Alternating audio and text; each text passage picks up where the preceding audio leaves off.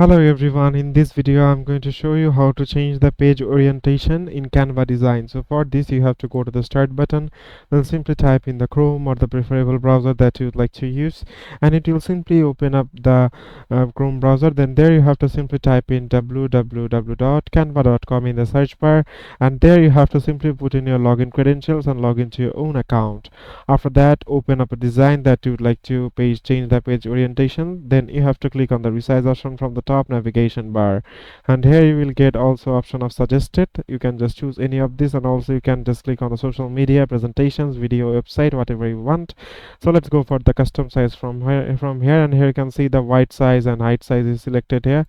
Just click change it to the pixels, and now click on the resize this design, and it will take a couple of seconds to get loaded. And here you can see the page is already resized to the given size of the given page orientation. So it is as simple as that, guys. Thank you very much for watching this video.